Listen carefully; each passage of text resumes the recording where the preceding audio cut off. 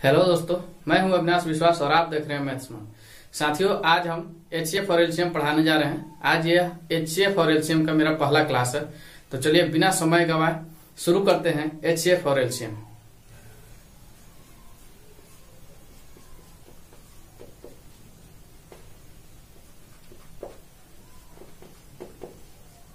सबसे पहले हम लोग जानेंगे एचसीएफ होता क्या है। ठीक है, एचसीएफ किसको बोला जाता है? तो एचसीएफ का फुल फॉर्म होता है हाईएस्ट कॉमन फैक्टर। ठीक है, और एलसीएम का फुल फॉर्म होता है लीस्ट कॉमन फैक्टर। ठीक है, तो चलिए हाईएस्ट कॉमन फैक्टर के बारे में जानते हैं, एचसीएफ के बारे में जानते हैं। ठीक है, एचसीएफ को जीसीडी भी बोला जाता है और एचसीएम भी बोला जाता है।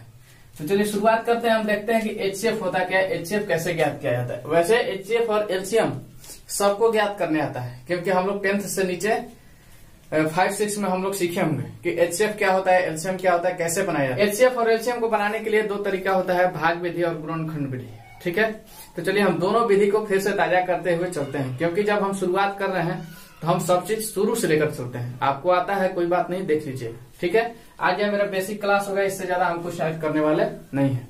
तो चलिए 32 और 56 का हम एचसीएफ ज्ञात करेंगे, का एचसीएफ ज्ञात करना है हमको। ठीक है, 32 और 56 का एचसीएफ ज्ञात करना है। तो सबसे पहले हम गुणनखंड विधि से चलेंगे। गुणनखंड विधि में क्या होता है? भाग विधि तो बिल्कुल आसान होता है, भाग विधि हर कोई बना लेता है। ठीक, लेकिन गुणनखंड विधि में कहीं कहीं थोड़ा बहुत किसी किसी को दिक्कत होता है, क्योंकि बहुत पीछे हम लोग पढ़े। ठीक है, देखिए 32 और 56 है, एचसीएफ ज्ञात करने जा रहे हैं 32 और 56 का। देखिएगा दोनों का अलग अलग हमको गुणनखंड करना होगा, फैक्टर करना होगा। 32 को खंड कीजिएगा तो 32 का फैक्टर क्या क्या हो सकता है? 1 हो सकता है, 2 हो सकता है, 3 हो सकता है, नहीं 3 नहीं होगा, 4 हो सकता है, 8 हो सकता है, फिर उसके बाद क्या होगा 16 होगा, उसके बाद खुद 32 ही हो जाएगा। ठीक है, 56 को फैक्टर कीजिएगा, खंड कीजिएगा तो क्या हो जाएगा?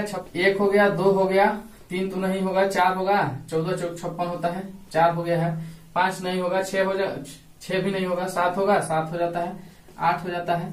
ठीक है, और 8 हो जाता है, उसके बाद में क्या हो जाएगा? 14 हो जाएगा, फिर 28 हो जाएगा, फिर खुद 56 हो जाएगा। ठीक है, फिर खुद से 56 हो जाएगा। अब आपको क्या ज्ञात करना है? एचसीएफ ज्ञात करना है। एचसीएफ का क्या फुल फॉर्म होता है कि हाईएस्ट कॉमन फैक्टर, सबसे बड़ा वाला फैक्टर को निकालते हैं, वही इसका एचसीएफ हो जाता है। हाईएस्ट मतलब क्या हो गया? सबसे बड़ा। ठीक है, लिस्ट मतलब सबसे छोटा। तो चलिए हाईएस्ट कॉमन फैक्टर, जितना भी फैक्टर इसका दिया हुआ है इसमें से सबसे बड़ा वाला फैक्टर देखेंगे जो कि सब में कॉमन होगा। ठीक है, सिर्फ बड़ा नहीं देखना है, ऐसा नहीं कि 56 को देख लिए बोल दिए 56 हो गया, नहीं, कॉमन भी होना चाहिए। इसका फॉर्म ही होता है, इसका फुल फॉर्म ही होता है हाईएस्ट कॉमन फैक्टर। वैसा फैक्टर आपको लेना है जो कि कॉमन हो और सबसे बड़ा। कॉमन हो, सबसे बड़ा। कॉमन मतलब सब में हो, दोनों में हो, ये 32 वाला फैक्टर में भी हो और 56 वाला में भी हो। ठीक है, तो देखिए तो 1 2 3 4, 3 तो नहीं है, 4 है। ठीक है, लेकिन ये सब छोटा है। अब यहाँ हम ऐसा फैक्टर उठाएं जो कि दोनों में हो। देखिए 8 ही एक ऐसा फैक्टर है जो कि दोनों में है और सबसे बड़ा है।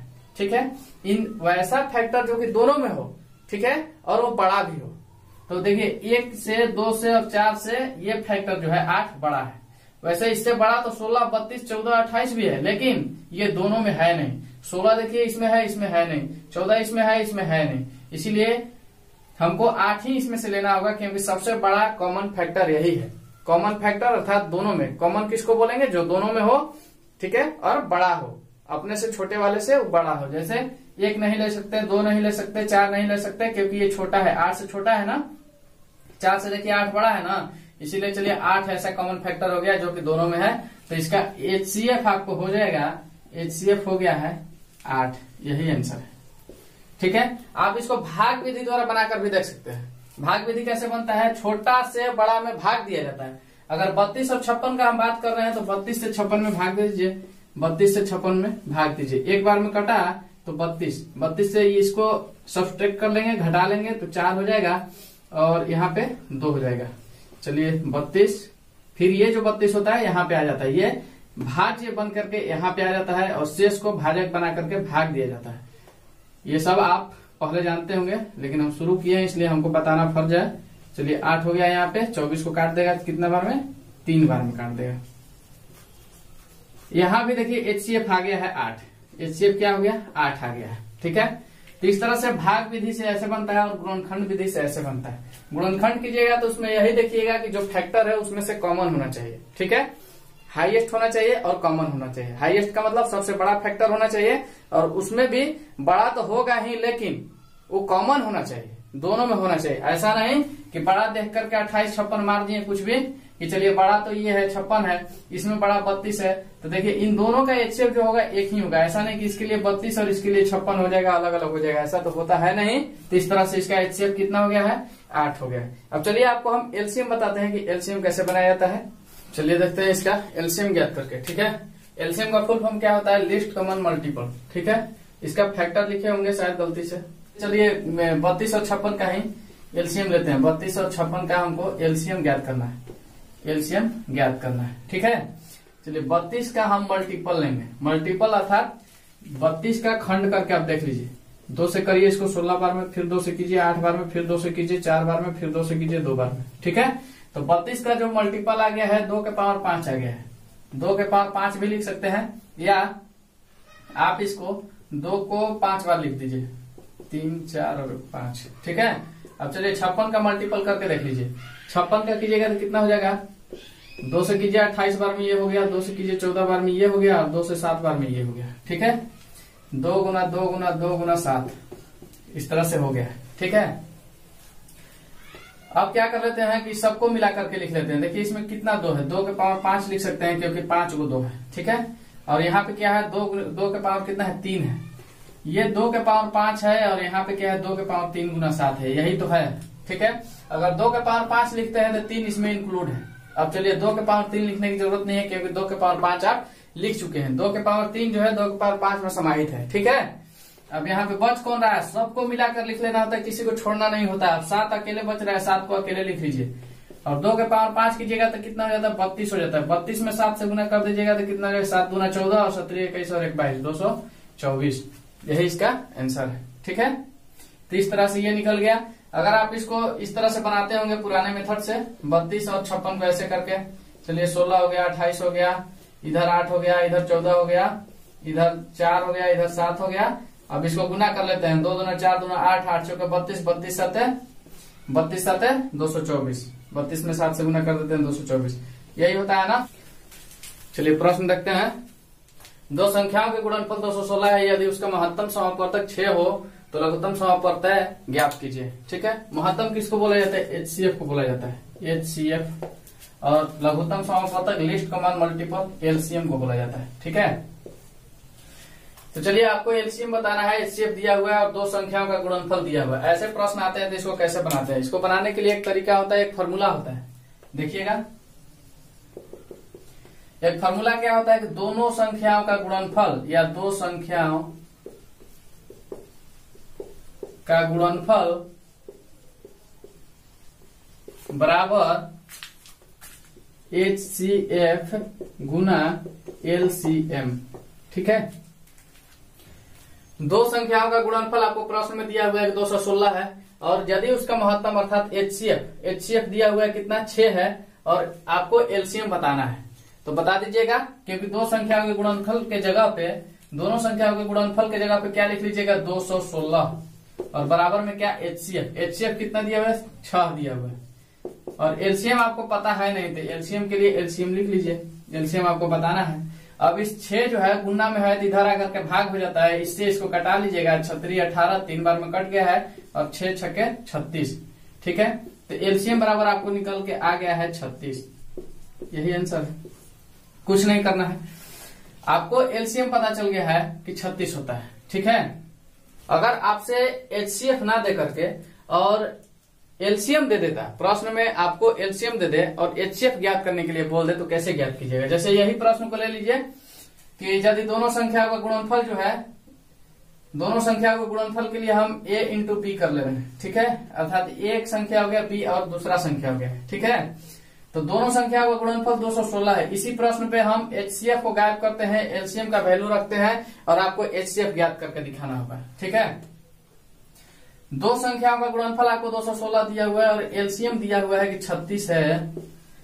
आपसे पूछेगा कि एचसीएफ बताइए, कैसे कीजिएगा। ठीक है, आपने इस प्रश्न में एलसीएम ज्ञात करके देखा कि एलसीएम कैसे ज्ञात होता है। अब यहाँ पे आप एचसीएफ सीखिए कि एचसीएफ कैसे ज्ञात होता है। इसके लिए भी यही तरीका होता है। क्या होता है कि दोनों संख्याओं का गुणनफल ए इंटू बी बराबर, समझिएगा कि दोनों संख्याओं का गुणनफल और बराबर में एलसीएम गुना एचसीएफ। ठीक है, अब इस प्रश्न में ना आपको एलसीएम दिया हुआ है। देखिए एलसीएम है 36 और एचसीएफ दिया नहीं है। ठीक है, ये अलग प्रश्न है, इससे हम अलग बता रहे हैं। ठीक है, यहाँ पे जैसे एचसीएफ दिया था तो एचसीएफ को हम हटा देते हैं और एलसीएम के वैल्यू रख देते हैं कि एलसीएम प्रश्न में दिया है और एचसीएफ आपको बताना है। कोई दिक्कत है? ऐसे प्रश्न आ सकता है, आता है। एचसीएफ यहाँ देखते हैं, एचसीएफ कैसे ज्ञात करेंगे। तो ए इंटू बी के जगह पे कितना दिया हुआ है, अर्थात दोनों संख्याओं का गुणनफल है। ए इंटू बी का मतलब क्या है, दोनों संख्याओं का गुणनफल। ए पहला संख्या हो गया, बी दूसरा संख्या हो। ठीक है, दोनों संख्या का गुना कर रहे हैं। यहाँ पे ए इंटू बी का मतलब तो यही हुआ, ए इंटू बी के जगह पे अर्थात दोनों संख्याओं के गुणनफल के जगह पे 216 रख लीजिए और एलसीएम कितना है, 36 है और एचसीएफ आपको बताना है। ठीक है, एचसीएफ आपको बताना है। अब 36 जो है इधर जो है एचसीएफ के साथ में गुना में है और बराबर की इस तरफ भाग में है। ये वाला 216 जो है बराबर की इस तरफ है, अर्थात दोनों में भाग का रिलेशन है। ठीक है, दोनों में भाग का रिलेशन है। तो 36 को बटा में यहाँ पे ला दीजिए या यहीं से इसको काट दीजिए। ठीक है, अगर यहां से काटते हैं तो बट्टा में लाने की आपको जरूरत नहीं है। 6 बार में कट जाएगा और एचसीएफ आपको पता चल जाएगा कि 6 है। ठीक है, अब आप चाहिएगा तो देख लीजिए एचसीएफ और एलसीएम आपको जब पता हो जाता है तो चाहिएगा कि हम जांच कर ले सही है कि नहीं है। तो क्या कर लीजिएगा, दोनों संख्याओं का गुणनफल, दोनों संख्याओं का गुणनफल कर लीजिएगा। अर्थात 36 एक आया है एलसीएम और एचसीएफ कितना है, 6 है। अब इन दोनों में गुना कीजिए ना, आपको आ जाएगा 216। ठीक है, देख लीजिए 6 छक्का 36, 3 36 18 3 21 216। ठीक है, तो यहाँ पे आप एचसीएफ और एलसीएम ज्ञात करना सीख लिए होंगे। अब चलिए आगे बढ़ते हैं। प्रश्न दिया है, वह बड़ी से बड़ी संख्या ज्ञात करें जिससे 171 और 251 को भाग देने पर क्रमशः 3 तथा 6 शेष बचता है। ठीक है, वह संख्या आपको बताना है जिससे 171 में और 251 में भाग दिया जाए तो 171 में उस संख्या से भाग देने पर 3 शेष बचेगा और उसी संख्या से 251 में भाग देने पर 6 शेष बचेगा। ठीक है, वह संख्या कैसे ज्ञात करते हैं देखिएगा। इसको बनाने के लिए ये तरीका होता है कि सबसे पहले जितना शेष बचता है और जिस संख्या में भाग देना है उस संख्या में से उस शेष को घटा लीजिए। ठीक है, तो पहला दिया है कि 171 में अगर उस संख्या से भाग देना है जिसको अभी हम ज्ञात नहीं किए हैं, उसको ज्ञात करना है। उसी संख्या से अगर 171 में भाग दिया जाता है तो 3 शेष बचता है, तो शेष को घटा लीजिए। बचना बचना नहीं है, पूरा पूरी कटाना है। इसीलिए 3 को घटाइए तो 168 हो जाएगा। और उसी संख्या से 251 में भाग दिया जाता है तो 6 शेष बचता है। 251 में से कितना शेष बचता है, 6 बचता है। तो चलिए शेष को घटा लेते हैं। ठीक है, तो 245 हो गया। ठीक है, अब इन दोनों का एचसीएफ ज्ञात कर लीजिए। क्या ज्ञात कर लीजिएगा, एचसीएफ ज्ञात कीजिएगा।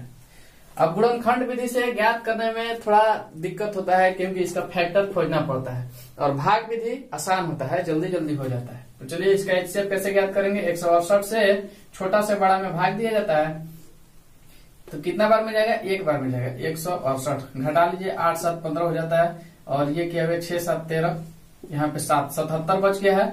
और इसको अब 168 में भाग दीजिए, इसको यहाँ पे ला दीजिए। अगले स्टेप में इस भाजक को भाज्य बना दिया जाता है। ठीक है, भाजक, भाज्य, भागफल और शेष आप लोग समझते होंगे, उतना डिटेल्स में हम नहीं जाएंगे। चलिए 77 से इसको कटवाइए, कितना बार में कट जाएगा, 2 बार में कटेगा तो क्या हो जाएगा, 2 बार में काटिए। 7 दूना 14, 4 हाथ से ले, 7 दूना 14 और 1 15। अब इसको घटा लेंगे तो क्या हो जाएगा, यहाँ पे हो गया है 4 और यहाँ पे 1। अब इससे 77 में दे दीजिए तो 14 5 70 होता है, 5 बार में 70, 7 बचा, फिर 14 में दे दीजिए, 2 बार में कट गया है।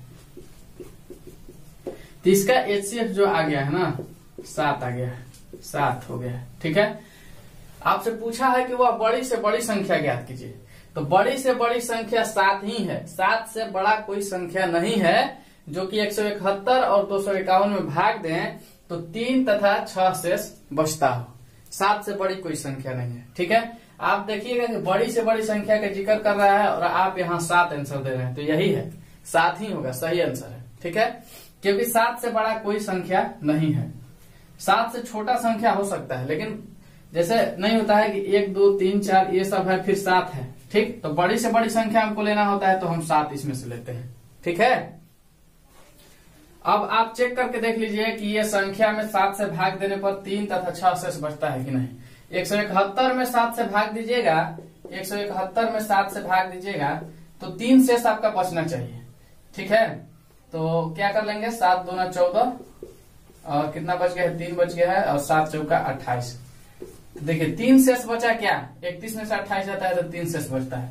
251 में भी 7 से भाग दे दीजिए तो कितना हो जाएगा, 7 3 21, 4 बच गया, 1 हो गया और 7 5 35, 5 बार में काट दीजिए इसको, 35, तो कितना हो गया, 6 बच गया। ठीक है, 41 में से 35 जाता है तो 6 बचता है।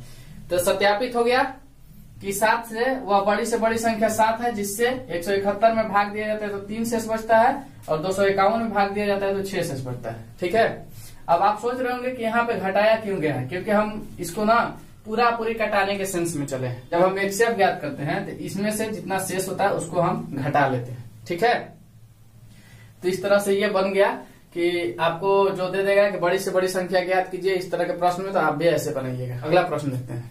प्रश्न देखेंगे, वह छोटी से छोटी संख्या ज्ञात करें जिसमें 5 7 12 तथा 15 से भाग दिया जाए तो क्रमशः 3 5 10 तथा 13 शेष बचे।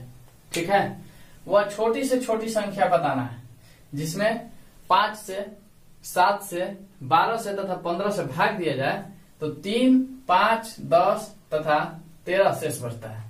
अगर उस संख्या में 5 से भाग दीजिएगा तो 3 शेष बच जाएगा, 7 से भाग दीजिएगा तो 5 शेष बच जाएगा, 12 से दीजिएगा तो 10 बचेगा और 15 से भाग दीजिएगा उसी संख्या में तो 13 शेष बचता है।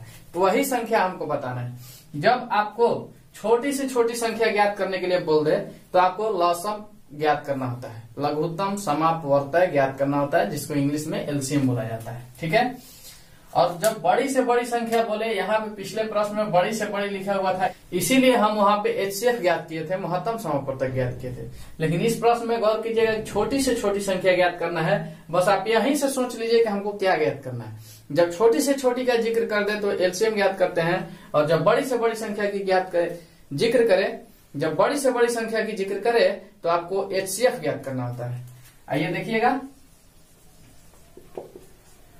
और जब कुछ संख्या दे दे कि इस संख्या से उस अज्ञात संख्या में भाग देना है तो इतना शेष बचे, तो शेष को हमेशा घटाया जाता है। ठीक है, तो देखिएगा 5 है, 7 है, 12 है और 15 है। ये कौन है, इस संख्या से उस संख्या में भाग देना है। वह छोटी से छोटी संख्या में भाग देना है जो अभी हम ज्ञात नहीं किए हैं। तो इससे अगर भाग देते हैं एक एक करके, शेष कितना बचता है, यहाँ पे 5 से भाग दीजिएगा तो 3 बच जाएगा।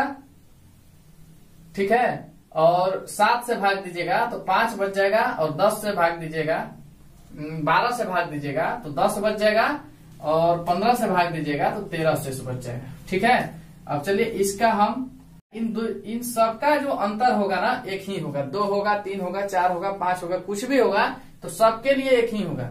देखिए 13 2 15, ठीक है, 15 में से 13 गया तो 2। अब चलिए आंख बंद करके आप 2 2 सब में लिख सकते हैं, क्योंकि अंतर जो होता है हमेशा बराबर होता है। ठीक है, देखिए 5 और 3 का अंतर 2 हो गया, 7 और 5 का 2 हो गया, 12 10 का 2 हो गया, 13 और 15 का 2 हो गया। ठीक है, तो हर स्थिति में क्या कितना शेष बच रहा है, 2 बच रहा है।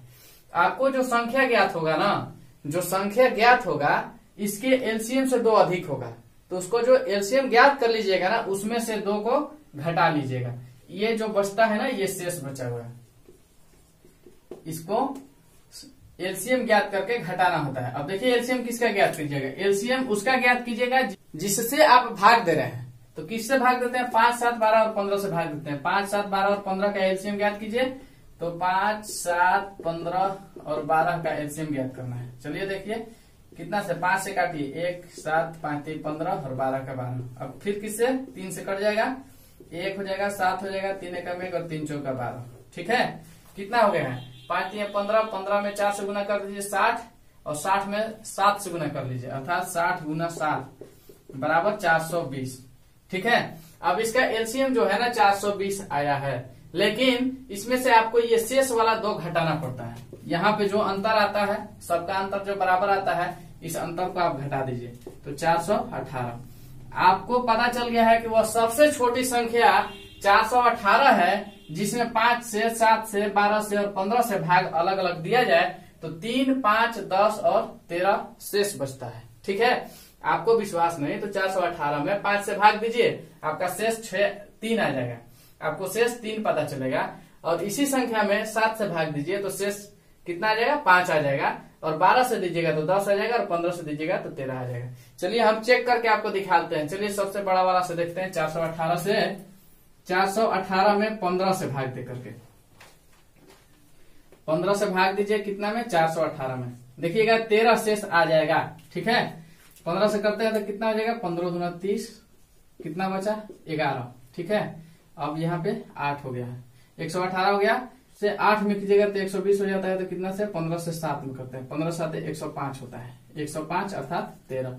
118 में से 105 जाता है तो 13 शेष बच जाता है। 13 शेष आया क्या, तो इस तरह से आपको चेक भी हो गया। तो क्या करना है, सीधा सीधी आप जानिए कि जिससे भाग देना है, जिस संख्या से भाग देना है और जितना जितना शेष लिख रहा है कि इतना शेष बचता है, उन दोनों का अंतर ज्ञात कीजिए। सदैव अंतर बराबर आएगा, 3 आएगा, 4 आएगा, 5 आएगा, जो भी आएगा सबके लिए होगा। ठीक है, यहाँ 3, यहाँ 2, यहाँ 5 ऐसे अलग अलग नहीं आएगा। ठीक है, इसीलिए तो इसको यहाँ पे घटाया जाता है। अगर यहाँ 3, 5, 7 अलग अलग आ जाए तो यहाँ पे आप कितना कितना घटाइएगा, संख्या तो एक ही ना ज्ञात करना है आपको। इसीलिए इसका सार्व अंतर जो है बराबर आता है। और एलसीएम निकाल करके, किसका एलसीएम, जिस संख्या से भाग देना है उस छोटी संख्या में, उसका एलसीएम ज्ञात करके उसमें से यहाँ पे जितना अंतर आता है उसको घटाना पड़ता है। तो 420 एलसीएम आ गया है और 420 में से 2 को घटा लिए हैं तो 418 आ गया। अब चेक भी कर लिए हैं कि इस संख्या में अगर 15 से भाग दे दिए हम तो देखेंगे कि 13 शेष बचता है। अगर इसी में 7 से भाग दीजिएगा तो 5 शेष बच जाएगा। आप करके देख लीजिएगा। ठीक है, तो चलिए आप समझ गए कि इसको कैसे बनाते हैं। अब अगला प्रश्न देखते हैं। प्रश्न है 4 घंटियां क्रमशः 12, 24, 36 तथा 48 सेकेंड के अंतराल पर बजती है। यदि वे चारों घंटियां एक साथ 9:10 पर अर्थात 9:10 और 0 सेकेंड है। ठीक है, 9:10 पर एक साथ बजी हो तो पुनः वह कितने बजे एक साथ बजेगी। आपको घंटी वाला सवाल आता है तो आप हमेशा याद कर लीजिएगा, घंटी वाला सवाल के लिए हमको क्या करना होता है, यहाँ पे छोटी और बड़ी तो दिया नहीं है। आप कैसे जानिएगा कि हमको एचसीएफ ज्ञात करना है कि एलसीएम ज्ञात करना है। ठीक है, तो आप घंटी वाला प्रश्न में हमेशा एलसीएम ज्ञात कीजिएगा। क्या कीजिएगा, एलसीएम ज्ञात कीजिएगा, लघुत्तम समापवर्तक ज्ञात कीजिएगा। ठीक है, आइए देखते हैं। वैसे भी आप देखिएगा कि यहाँ पे सेकेंड दिया होता है, सबसे छोटा यूनिट दिया होता है। तो 12, 24 और 36 तथा 48 सेकेंड के अंतराल पर बजती है। 4 घंटी है। पहला घंटी 12 सेकेंड के अंतराल पर, दूसरा 24, तीसरा 36, चौथा 48 सेकेंड के अंतराल पर बजती है। लेकिन इसी तरह से बजने क्रम में एक साथ 9:10 पर ये चारों घंटी बज चुकी है। चारों घंटी कितना बजे तक बज चुकी है, 9:10 होता है ना, तो चारों घंटी एक साथ बज चुकी होती है। उन लोग का खत्म हो जाता है। पहला घंटी बज जाता है तो उसके बाद दूसरा का आता है, उसके बाद तीसरा का बारी आता है, उसके बाद चौथा घंटी का बारी आता है। तो इस तरह से सब अपने अपने बारी पर बज के ठीक हो जाते हैं। तो उस समय देखा जाता है कि 9:10 हो रहा है। तो आपसे पूछा जाएगा कि वह कौन सा समय एक बार फिर आएगा जब चारों घंटी एक बार बज के शांत हो जाएंगे। ठीक है, उसके बाद जैसे नहीं होता कि 4 व्यक्ति हैं, पहला आदमी जंप कर लिया, उसके बाद चारों करेंगे तो नंबर किसका आएगा, फिर चारों के चौथा के लास्ट में फिर से पहला वाला आएगा। ठीक है, इसी तरह से फिर लास्ट में चौथा जाएगा, फिर उसके बाद में पहला वाला आएगा। होता है ना कि 1, 2, 3, 4 ऐसे है। तो देख ही लीजिए, हम कोई कसर छोड़ना नहीं चाहते हैं भाई। चलिए, इसका बारी हो गया यहाँ पे, फिर इसका हो गया, फिर इसका हो गया, फिर इसका हो गया। ठीक है, अब ये वाला पहला जो है और ये चौथा जो है, इसका यहाँ पे खत्म हो जाता है, चौथा खत्म कर लेता है अपना। अब फिर से क्या होगा, अब यहाँ से शुरू होगा, पहला से शुरू होगा ना। तो इसी तरह से चौथा घंटी जब बज जाता है, चारों एक साथ कब बज जाते हैं, तो 9:10 में और 00 सेकेंड पर। तो पूछा जा रहा है कि फिर से वह बारी कब आएगा, फिर से वह समय कब आएगा जब चारों घंटी यहाँ पे बज के ठीक हो जाएंगे। ठीक है, इसी तरह से तो वही आपको बताना है। तो देखिएगा कैसे बताएंगे। क्या करना होता है, एलसीएम ज्ञात करना होता है। किसका एलसीएम ज्ञात कीजिएगा, जो डिजिट देता है उसी का तो एलसीएम ज्ञात करते हैं। ये समय है, इसका कुछ नहीं कीजिएगा अभी, इसका एलसीएम ज्ञात कर लीजिए। एलसीएम जो भी ज्ञात करने के लिए दिया हुआ है अंक वह सेकेंड में दिया हुआ है। 12 सेकेंड, 24 सेकेंड, 36 सेकेंड, 48 सेकेंड, इन चारों का एलसीएम कीजिए। 12, 24, 36 और 48, इन सब का एलसीएम कीजिएगा। ठीक है, 2 से काटिए, 2 छक्का 12, 12 और 18, यहाँ पे 24 बार में हो जाता है। 2 दिए 6, 2 छक 12, 2 9 18, 12 2 24, फिर 2 से कीजिए, 3 एकम 3, 3 का 3 रह जाएगा, 2 3 6 9 और 2 छक 12। अब देखिए 2 से नहीं 3 से कट जाएगा, 1 1 3 और 3 दूना 6। ठीक है, ऐसा ही तो होता है। 2 से कीजिए, 2 दूना 4, 4 दूना 8, 8 तरीके 24, 24 दिया 72, 72 दूना कितना होता है 72 गुना 2 कर लीजिए 144 होता है। अब 144 क्या है, सेकेंड है, सेकेंड 144 सेकेंड आया है।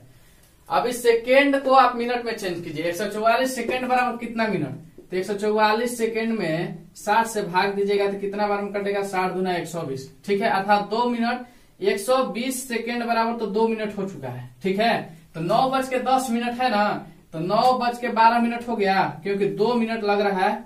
ठीक है, 120 सेकेंड बराबर 2 मिनट का कवर हो गया, तो 9:12 में अब सेकेंड में कुछ बच जाएगा, कितना बच जाएगा, 24 सेकेंड बच जाएगा। ठीक है, 120 पर 24 जोड़िएगा तो 144 हो जाता है। तो 9:12 24 सेकेंड में इतना बजे घंटी एक बार फिर से बजेगा। आपसे यही पूछ रहा है कि पुनः वह कितने बजे एक साथ बजेगी, तो 9:12 24 सेकेंड पर एक बार बजेगी। जबकि इससे पहले कब बजी थी, 9:10 और 00 सेकेंड पर एक बार बजी थी, और अब 9:12 24 सेकेंड पर एक बार बज रही। अब यही आपसे पूछ देता है कि कितने समय बाद बजेगी। ठीक है, यहाँ पे कितना समय बाद, तो आप बता देते कि 144 सेकेंड बाद, अर्थात 2 मिनट 24 सेकेंड के बाद फिर से एक बार बजेगी। चलिए अगला प्रश्न देखते हैं। वह छोटी से छोटी संख्या क्या होगी जिसमें 11 से पूरा भाग लग जाता है। सबसे पहला कंडीशन तो आप यही समझिए कि एक ऐसी छोटी से छोटी संख्या आपको ज्ञात करना है जिससे 11 से पूरा उसमें भाग लग जाता हो, कोई भी शेष नहीं बचता हो, तथा जिसमें 3, 4, 6 और 9 से भाग देने पर हर एक हालत में 2 शेष बचता है। देखिए इसमें शेष भी बच रहा है, हर एक हालत में 2 शेष बच रहा है, लेकिन कब बच रहा है, जब 3 से 4 से 6 से और 9 से भाग दिया जाता है तब। सबसे पहले तो आपको यही ध्यान में रखना है कि हमको ऐसा संख्या ज्ञात करना है जिसमें 11 से पूरा भाग लग जाता है। उसके बाद में उसमें शेष 2 बचाइएगा, उसमें जोड़ करके। आइए देखिए कैसे हल करते हैं इसे प्रश्न को। वह छोटी से छोटी संख्या ज्ञात करना है, अर्थात एलसीएम ज्ञात करना है। आपको समझ में आ रहा है कि छोटी से छोटी का मतलब क्या होता है, एलसीएम होता है, और बड़ी से बड़ी का मतलब होता है एचसीएफ। ठीक है, तो कितना से भाग दिया जाता है, 3 से 4 से और 6 से 9 से भाग दिया जाता है। चलिए जिससे भाग दिया जाता है ना, यही तो नंबर है, इसका हम क्या कर लेंगे, एलसीएम ज्ञात करते हैं। 3, 4, 6, 9 से भाग दिया जाता है का एलसीएम। इसका एलसीएम ज्ञात कीजिए, 3 का, 4 का, 6 का, 9 का। ठीक है, तो इसका एलसीएम 36 हो जाएगा, देख भी लीजिए वैसे आप। 2 से कीजिए, 3, 2 दूना 4 और 2 3 6 और 9 हो गया है। फिर 3 से कर दीजिए, 1 हो गया, 2 का 2 हो गया, 3 हो गया और 3 का 9 हो गया। ठीक है, चलिए गुना कर लीजिए इसमें।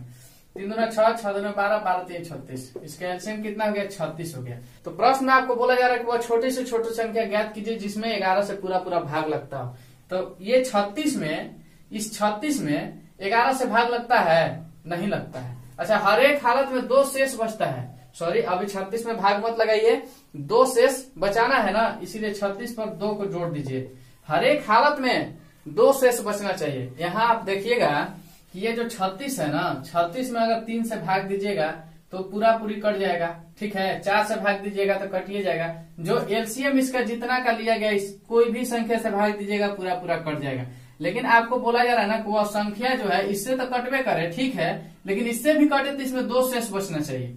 तो चलिए 38 अगर हम रख लेते हैं, 38 को कर लिए, क्योंकि 2 इसमें शेष हर एक हाल में बचाना है, तो 2 जोड़ दिए इसमें। तो इसमें आप देखिए 3 से भाग दीजिएगा तो 12 3 36, लेकिन 2 इसमें शेष बच रहा है। ठीक है, तो यहाँ तक तो फॉलो हो गया कि इस संख्या से भाग देने पर हर एक हालत में 2 बचता है। लेकिन इस 38 में 11 से पूरा भाग लगता है क्या, नहीं ना। हमको वैसा संख्या चाहिए जिसमें 11 से पूरा भाग लग जाए। तो उसके लिए क्या करते हैं कि 36 का मल्टीपल करते हैं। 36 का मल्टीपल करके हम देखेंगे कि 36 में 1 से गुना करें, 2 से करें, 3 से करें। ठीक है, और उसके बाद उसमें 2 जोड़ दें तो 11 से पूरा पूरा कट रहा है कि नहीं, आपको ट्राई करके देखना होगा। क्या आप समीकरण बनेगा 36 इंटू एन, 36 एन। अब यहाँ पे ये गुना में है और एन के जगह पे 1 2 3 4 कुछ भी हो सकता है, ठीक है, और बाकी यहाँ पे 2। अब यहाँ जो आपको संख्या पता चलेगा इसमें 11 से पूरा पूरा भाग लग जाएगा, और इस संख्या से भी इसमें भाग दीजिएगा ना तो हर हालत में 2 ही शेष बचेगा। यहाँ जो संख्या आएगा उसमें इन सब से भाग दीजिएगा तो हर हालत में 2 शेष बचेगा, और ये संख्या 11 से पूरा पूरा कटेगा भी, ठीक है। आप समझ चुके होंगे हम क्या बोल रहे हैं। चलिए एन के जगह पे आप एन बराबर 1 2 3 कुछ भी रख के देख सकते हैं। अगर एन के जगह पे हम 1 रखते हैं तो 36 प्लस 2 अर्थात 38, इसको देख लिए कि 11 से भाग नहीं लग रहा है। 36 में अब 2 से एन के जगह पे 2 रखिएगा अगर, तो 36 गुना 2 प्लस 2 कर लीजिएगा तो 72 प्लस 2 बराबर 74 हो जाएगा। 74 में 11 से भाग लगेगा? नहीं लगेगा, इसमें भी भाग नहीं लगेगा। अब क्या करेंगे कि 36 में 3 से गुना कर लीजिए और 2 को जोड़िएगा, ठीक है। इस पे हम बैठा रहे हैं, इसको ध्यान में रखते हुए ऐसा हम कर रहे हैं, ठीक है। तो चलिए यहाँ पे क्या हो जाएगा, 18 तो 110 हो जाएगा। यहाँ 36 में 3 से कर लीजिएगा 108 और 2 जोड़ दीजिएगा 110। अब इस 110 में आपको 11 से भाग लग जाएगा, 10 से पूरा पूरी कट जाएगा, यही आंसर है, ठीक है। लेकिन इसमें भी आप चेक कर सकते हैं, 3 से भाग दे करके देखिए, 6 से देखिए, 4 से देखिए, 9 से देखिए, हर हाल में आपको 2 शेष बचेगा। चलिए 110 में हम 9 से भाग देकर देखते हैं, ये वाला 9 से 2 शेष बचना चाहिए। 9 एकम 9, 2 बच गया है, और 9 दूना 18, देखिए शेष कितना हो गया, 2 बच गया है। इसी तरह से किसी संख्या से जो 3 4 6 और 9 में से किसी संख्या से आप भाग देकर देखिए, हर हालत में हर संख्या से भाग देने पर 110 में 2 आएगा, और वह संख्या सबसे छोटी 110 ही है। इससे छोटा कोई संख्या नहीं है जिसमें आप पूरा पूरा 11 से कटा दीजिएगा और 3 4 6 और 9 से भाग देने पर 2 शेष बचेगा। इससे छोटी 110 से छोटी अब कोई संख्या नहीं है, ठीक है। इस तरह से 110 आपका आंसर हुआ। चलिए अगला प्रश्न देखते हैं। प्रश्न है 5 अंकों की वह छोटी से छोटी संख्या बताएं जिसे 8 12 16 से भाग देने पर शेष क्रमशः 6 10 और 14 बचता हो, ठीक है। 5 अंकों की छोटी से छोटी संख्या बताना है जिसमें 8 से भाग दीजिएगा, 12 से भाग दीजिएगा और 16 से भाग दीजिएगा, तो शेष उसका क्रमशः बचेगा 6 10 और 14, ठीक है। देखिएगा इसको कैसे हल करेंगे। 5 अंकों की सबसे छोटी संख्या आपको पता होगा क्या होता है, 10,000 होता है, ठीक है। इसका 5 अंक हो गया है, 1 2 3 4 5, देखिए 5 अंक का सबसे छोटी संख्या हो गया। बोला जा रहा है कि इस 10,000 में 8 से 12 से 16 से भाग दिया जाता है ना, तो 6 10 और 14 शेष बचता है, ठीक है। तो आपको बताया है कि जब भी शेष क्रमशः बचे, ठीक है, इस तरह से शेष बचे तो इन दोनों का अंतर ज्ञात करते हैं, जिससे भाग दिया जाता है और जितना शेष बचता है उन दोनों का अंतर ज्ञात करते हैं। जो भी अंतर आएगा समान आता है। जैसे में देख लीजिए 8 12 और 16 से आपको भाग देना है, तो भाग दिया जाता है तो कितना शेष बचता है, 6 बचता है, 10 बचता है और 14 बचता है, ठीक है। इन दोनों को अंतर ज्ञात कीजिए, इसका और इसका अंतर ज्ञात करते हैं। 2 हो गया, 2 हो गया, 2 हो गया। आपको बताया है कि अंतर सदैव बराबर होता है, ठीक है। अब क्या कर लेंगे कि इन 8 12 और 16 का एलसीएम ज्ञात करते हैं। एलसीएम 8 12 और 16 का क्यों ज्ञात किया जाता है, क्योंकि इसी से तो भाग दिया जाता है, जिससे भाग दिया जाए उसी का एलसीएम ज्ञात करते हैं। तो 8 12 और 16 का एलसीएम देखिएगा, 2 से कीजिए 2 चौका 8, 2 छक 12, 2 8 16, फिर 2 से कीजिए 2 दूना 4, 2 3 6, 2 चौका 8, फिर 2 से कर लीजिए 2 एकम 1, 3 का 3 और 2 दूना 4, तो 3 दूना 6, 6 दूना 12, 12 दूना 24, 24 दूना 48। इसका एलसीएम ज्ञात हो गया है 48। अब इस 48 से क्या करना होता है, इस 10,000 में आपको भाग करना है, ठीक है। तो चलिए देखिएगा, इधर से 48 से भाग कीजिए, कितना में, 10,000 में। 10,000 कौन है, 5 अंकों की सबसे छोटी संख्या है, ठीक है। इसमें भाग देते हैं तो कितना हो जाएगा, 2 बार में कर लिए, 48 दूना 96, बच गया है कितना 4 और 1 जीरो उतार लिए ऊपर से, तो 48 से 40 में भाग नहीं जाएगा, 1 जीरो और उतारना पड़ेगा। जब 1 जीरो और उतारे तो यहाँ भी 1 जीरो। अब इसको 8 बार में कटा लीजिएगा तो कितना हो जाएगा, 8 8 है 64 और 8 चौको 32, 6 38। शेष कितना बच जाएगा, 6 हो जाएगा, और 9 में से 8 गया तो 1 हो जाएगा। शेष देखिए बच के आया है 16, ठीक है। तो आपको वह छोटी से छोटी संख्या बताना है। तो संख्या हमको कैसे पता चलेगा, यहाँ पे जो हमको संख्या बताना है 10,000 मेरा नहीं है, तो इसमें अब देख लीजिए कि 48 में 48 से पूरा पूरा काटने के लिए इस संख्या में और कितना संख्या की आवश्यकता था, आप सीधा सीधा समझिए कि इस संख्या में 10,000 में और कितना संख्या होता कि 48 से पूरा पूरा कट जाता। अगर इसमें से ये जो शेष 16 बचा हुआ है, 10,000 में से 16 को घटा दीजिएगा, ठीक है, तो 48 से पूरा पूरा कट जाएगा। कट जाएगा ना, आप ही बताइए, कट जाएगा। जैसे इसको घटाइएगा तो कितना हो जाएगा, यहाँ पे 4 हो गया है, 9 में से 1 गया तो 8 हो गया, और ये 9 हो गया, और ये अभी 9 हो गया। 9984 वह संख्या है, ठीक है, जिसमें 48 से पूरा पूरा भाग लग जाता है। लेकिन भैया आपको बोला गया है कि 5 अंक की संख्या होनी चाहिए। ये संख्या देखिए 4 ही अंक की है, तो ये संख्या नहीं होगा, ठीक है। अर्थात 10,000 में से शेष को हमको घटाना नहीं है, हमको जोड़ना होगा। लेकिन अब देख लीजिए कितना जोड़ेगा, इसी शेष को इसमें जोड़ दीजिएगा तो हो जाएगा, नहीं होगा। अब 48 के बराबर कीजिए, 16 में कितना और जोड़िएगा कि 48 हो जाएगा। से 48 में से 16 को घटाइए, 2 हो गया है, और ये 32, ठीक है, 32 हो गया है यहाँ पे। अब हमको क्या करना था ना कि 10,000 में 32 को जोड़ना था, तब जाकर के 48 से कट जाता। लेकिन आपको बताया जा रहा है कि हर हाल में 2 शेष बचता है। तो 2 शेष जब बचता है कब बचेगा, जब 2 अधिक होगा, तो इसमें 2 भी तो जोड़ना होगा। तो इसके लिए क्या कंडीशन बनता है, यहां से देखिएगा, इसको मिटा देते हैं। कंडीशन क्या बनता है कि 10,000, ठीक है, 10,000 प्लस 48 माइनस 16। 48 माइनस 16 का मतलब क्या हुआ कि यही 32। इस 32 को इसमें जोड़ दीजिएगा तो 48 से पूरा पूरा कट जाएगा, ठीक है। और इसमें फिर से क्या, 2 जोड़ना होगा हमको। तो 10,000 प्लस 32 प्लस 2 जोड़ दीजिएगा तो कितना हो जाएगा, 10,034, ठीक है। देखिए ये 5 अंक का है कि बेसी का है, 2, 2, 4 और 1, 5 नहीं, ठीक है, यही आंसर है 10,034। तो वह संख्या 10,034 होगा, जिसमें 8 से भाग दीजिए, 12 से भाग दीजिए और 16 से भाग दीजिएगा तो कितना शेष बचेगा, 6, 10 और 14 शेष बचेगा, ठीक है। तो हम सबसे पहले क्या कर लिए हैं कि 10,000 तो हमको पता चला कि 5 अंक की छोटी संख्या 10,000 है, और जो दिया हुआ है जितना से भाग देना है और जितना शेष बच रहा है उन दोनों का अंतर ज्ञात करते हैं। और अंतर हमेशा बराबर आता है, सामान्य आता है, ठीक है। इसका 2 आया है तो सबका 2 आया है। और अब जिससे भाग देना है उसका एलसीएम ज्ञात करते हैं, तो एलसीएम इसका 48 आ गया है। अब इस संख्या से 48 से वह छोटी से छोटी संख्या आपको बताना है ना, तो 48 से 10,000 में भाग दे दीजिएगा तो आपको पता चल रहा है कि 16 शेष बच रहा है। अगर 48 से आपको पूरा पूरा काटना है तो कितना संख्या का और आपको आवश्यकता है, तो 32, और अगर 10,032 होता ना तो 48 से पूरा पूरा कट जाता है, ठीक है।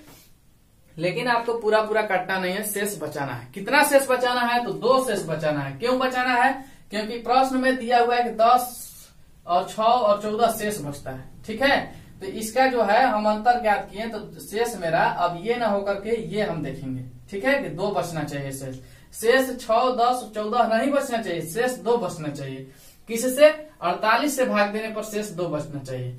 अब 10,034 हो गया है, 10,034 में 48 से भाग दीजिए, शेष 2 आपका बचेगा। और इसी संख्या में अगर आप 8 से भाग देते हैं तो 6 शेष बचेगा, 12 से भाग देते हैं तो 10 बचेगा, और 16 से भाग देते हैं तो 14 शेष बचेगा, ठीक है।